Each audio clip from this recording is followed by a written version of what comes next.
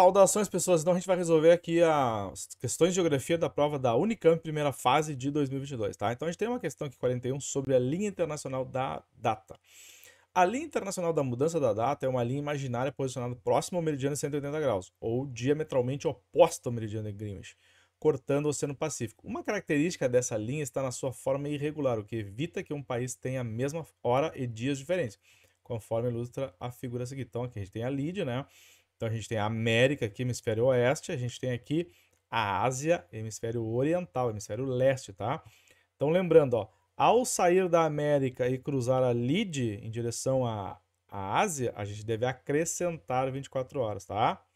Por quê? Porque aqui o dia está recém começando, né? Suponhamos, e aqui no Oriente o dia já está terminando em função do movimento da rotação da Terra, que é de oeste para leste. E aqui, ó, ao contrário, saindo da Ásia ao cruzar a Lide em direção à América, eu devo subtrair 24 horas, tá? A partir da leitura do enunciado e da análise da ilustração, podemos concluir que, ó, um navio que parte do Japão em direção à costa oeste dos Estados Unidos. Tá, o cara saiu do Japão lá, olha só, em direção à costa oeste dos Estados Unidos, ó. Ao cruzar a linha internacional de datas, terá que notificar em seus registros que pulou um dia no calendário civil oficial? Não, né? Diminui um dia, tá? Então, ao cruzar nesse sentido aqui, em direção à América, menos 24 horas. Os cruzeiros turísticos podem antecipar a comemoração do Réveillon, ao cruzarem a linha internacional de datas na noite do dia 30 de dezembro, desde que este deslocamento se dê no sentido oeste. Olha só, então, sentido oeste, ó, para lá, olha só. Então, tá correto, né? O cara tá no dia 30 de dezembro, ao cruzar a Lídia, ele deve ir pro dia 31 de dezembro. Então, adiantando, assim, os festejos, né, do Réveillon. Então, resposta 41, letra B, pessoas. A questão 42, ela foi anulada, tá?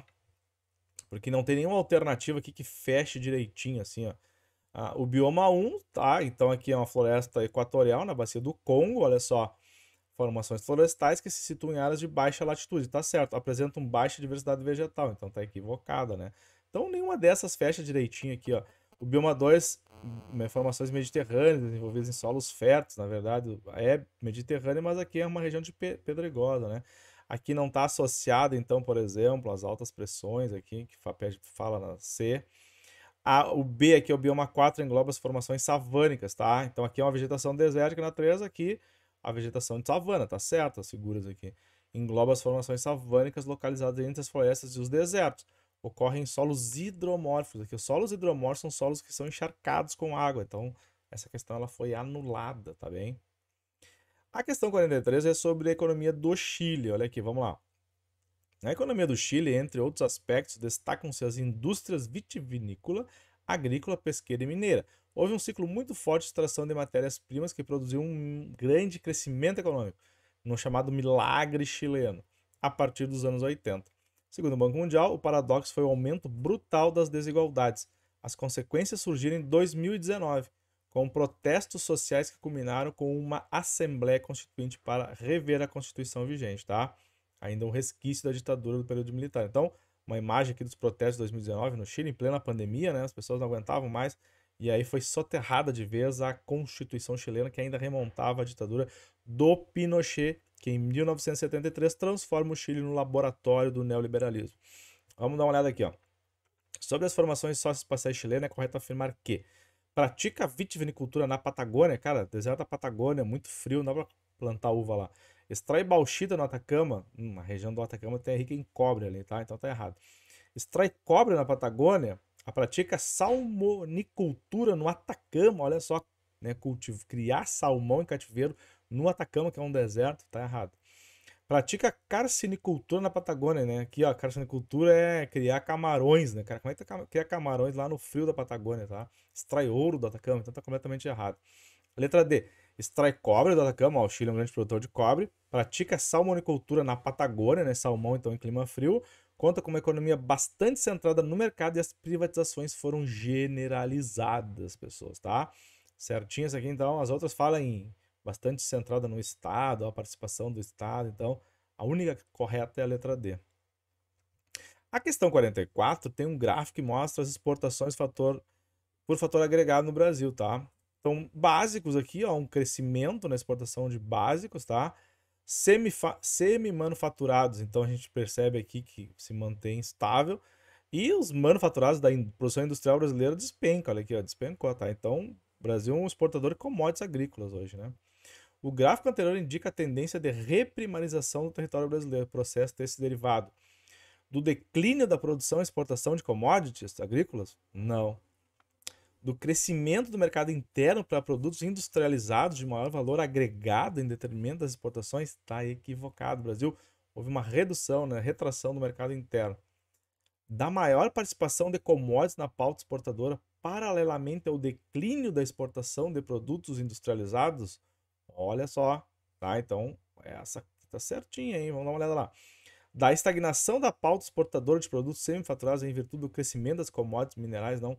Então, aqui, ó, a resposta correta da questão 44 é a letra C, ó. Da maior participação de commodities na pauta exportadora, paralelamente ao declínio das exportações de produtos industrializados. O Brasil está virando um grande fazendão, né, exportador aí de commodities agrícolas e minerais. A questão 45 traz um mapa sobre a população urbana aqui, ó. O mapa a seguir apresenta um país com mais de 5 milhões de habitantes vivendo em favelas, tá? Outras formas de habitação precária. Então, população urbana vivendo em habitações precárias e favelas. Então, olha aqui, ó. Quantidade em milhões, tá? Então, isso aqui é quantitativo. O Brasil fica de 10 a 50 milhões aqui pelo cinza, né? Aqui tem uns dados inexistentes, olha só. E superior a 191 milhões, a gente vai ter aqui essas regiões da China, né? E também da Índia, ó, de 50 milhões a 191 milhões de pessoas, tá? Nigéria também é um destaque aqui, na África. E embaixo a gente tem a participação em porcento pessoas, olha só. Então a gente pode ver que na África, esse cinza mais escuro aqui, ó, acima de 60%, né, de pessoas vivendo em áreas de favela. Então, com base nas informações do mapa e em seu conhecimento sobre a população urbana que vive em habitações precárias e favelas, assinale a alternativa correta. Letra A.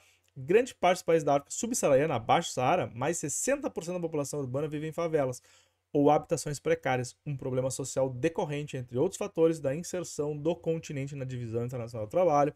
Resposta certa, questão 45, letra A. E fechando aqui, né, a questão de geografia física, 47, sobre a Serra do Mar. Então, olha aqui. A Serra do Mar se estende paralelamente ao litoral por cerca de 1.500 km, desde o Vale do Rio Itajaí até a região de Campo de Goytacazes. Trata-se de um conjunto de escarpas controladas por falhas em graus diferenciados de dissecação, ó, que finaliza o Planalto Atlântico na linha da costa com o Horst. Então, o Horst é uma área soerguida do relevo, tá? O relevo falhado, a parte que fica para cima é o Horst e a parte que desce é um Graben, tá? A configuração da Serra do Mar pode ser observada nos perfis a seguir no estado de São Paulo e Rio de Janeiro, tá? Então a gente tem um exemplo aqui no estado de São Paulo e um exemplo no estado do Rio de Janeiro. A partir dos seus conhecimentos sobre os aspectos geológicos e geomorfológicos da Serra do Mar, indica a alternativa correta. A Serra do Mar é formada predominantemente por áreas falhadas compostas por rochas basálticas? Errado, tá? Aquelas rochas aí são rochas pré-cambrianas, certo? São granitos ali, rochas metamórficas, né? Rochas vulcânicas intrusivas, tá? Não rochas basálticas, que são rochas extrusivas. Letra B. A Serra do Mar é formada por rochas sedimentares que apresentam em suas estruturas falhas e fraturas? Não. São dobramentos muito antigos, né? Então, ali formado por xistos, rochas metamórficas como xisto, né? Granitos, aí rochas muito antigas, então não sedimentares. Letra B está errada. Letra C. A Serra do Mar originou-se com a ruptura das placas tectônicas sul-americana e africana, tá certo, né? Quando há a fragmentação da Pangeia, que ocasionou um conjunto de blocos falhados, soerguidos e rebaixados. Então, soerguidos, hortes, rebaixados, graben, formando ilhas, pois os grabens foram recobertos pela água do mar. Correto, então, resposta dessa questão é letra C, pessoas, tá? Então aí, ó, como, né, aparece na prova da Unicamp as questões relacionadas à geografia na prova da primeira etapa, né, que é sobre conhecimentos gerais, certo? Então, até breve, mais alguns conteúdos e algumas questões de geografia para ajudar vocês nos processos seletivos, galera. Um abraço aí, até mais!